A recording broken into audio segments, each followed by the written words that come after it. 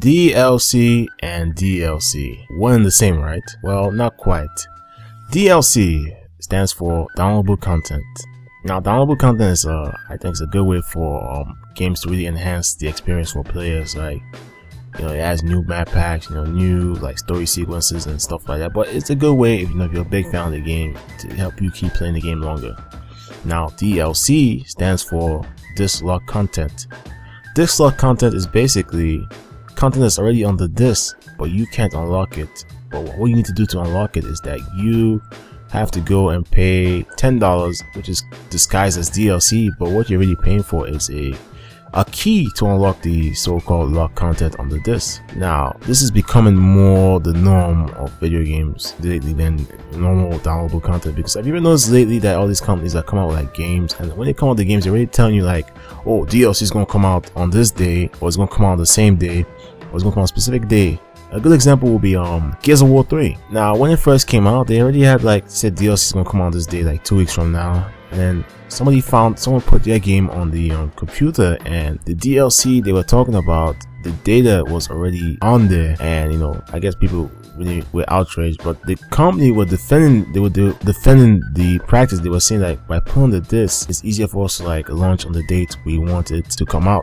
But that doesn't make sense, because if you're gonna pull on the disc, you might as well put it out for free for everybody to have. But that's what's becoming the norm. Even the Mass Effect 3 thing, that DLC that's come on the same day, that's probably on the disc as well, but they want to charge you money for that and whatnot. And basically, yeah, I think that's just wrong, because content that's already on the disc, it should be given out for free. And if it's not on the disc, there should be downloadable content, and if anyone wants to download, should download it. A good example would be Uncharted. The game came out in November, and in January they finally came out with DLC, but the DLC wasn't on the disc, it was developed outside of the disc, so that's more justifiable to pay for. And I think when it comes to like disc lock content, the worst perpetrator of them all is Capcom. Now, Capcom has really been doing disc lock content for quite some time now. I think they started doing it on Resident Evil 5. Resident Evil 5, they had 2 modes, Mercenary and a Versus mode, and they were charging you a DLC. I think they were charging you $10 to unlock this stuff.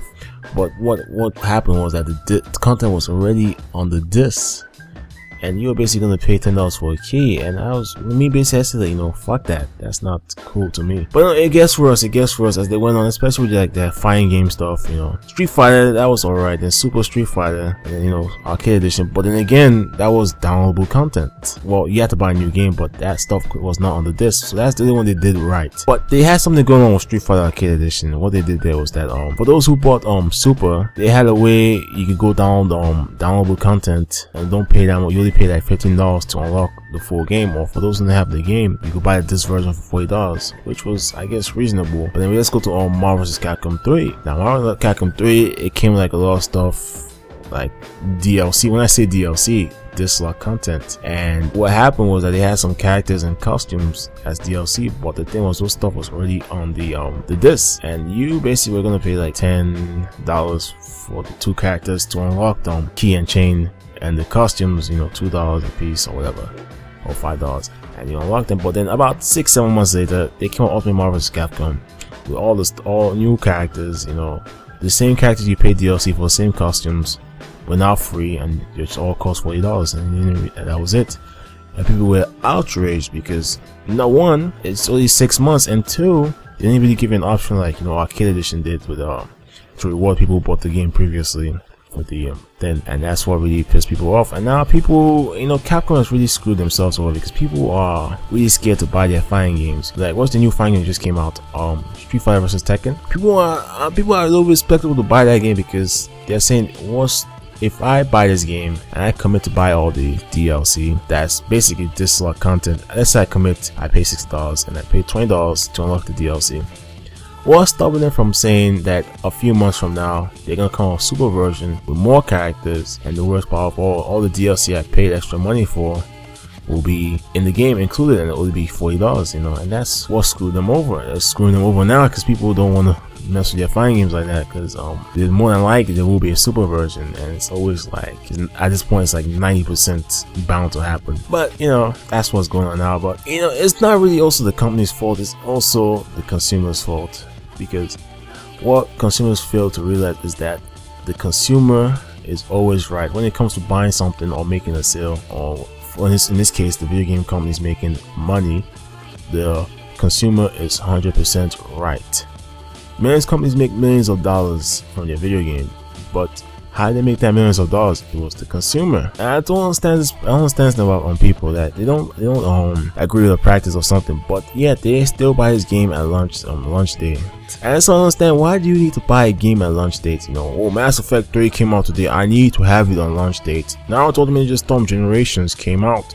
Even though it's only Naruto Ninja Storm 2.5, I need to have it on the 13th. Why can't you guys just wait? If you really want to send a message, why don't you just buy the game new? If you buy the game new, they're getting their money in their pocket. But you know, if I don't understand if you want to buy the game, but what's stopping me from waiting a little bit and getting the game used? There's a reason why these companies don't like GameStop, eBay, and Amazon, because if you go on eBay, Amazon, or GameStop, you'll probably find a better deal used. I don't know about GameStop because they treat their games like shit, but eBay, Amazon, you know, other places like buy.com, you'll find a better deal from these users, and they'll give you a better deal, and they usually take care of their games. And by buying it used, these companies don't see a cent. And for example, this was a game that sold I don't know, what's a good game, let's just say Mass Effect 3. Let's say people, you know, don't agree with the disc content they have, because they have come out with disc content that's already on the disc, but they're gonna charge you as DLC. Let's say on the first week 5 million people buy the game used, or they pirated, either one or both. 5 million people buying the game used is saying something to this company, because that's 5 million sales they could have had if someone bought it new. Imagine how much money they would have made if 5 million people bought it new, and probably 5 million people are gonna buy it new. But imagine how much of a message it sends if like 5 million people, or let's say 10 million people, buy the game second hand, because that really hurts them, because they don't see a cent of that in their revenue. Because the only way for them to make money is you have to buy it new. That's why these companies are trying to go digital and with online pass and all that stuff. But like I said, if you want to send a message, that's how you do it, because people forget that these companies don't make money without you. They need you, the consumers. But most people are blind sheep and will buy anything. Same people protest Capcom games, they're gonna buy day one. They protest the Mass Effect, they're gonna buy day one, because they know that they have the cocaine, and you an addict, and you will keep coming back and back. But that's what I wanted to say. Anyway guys, I'll see you guys next time. Peace.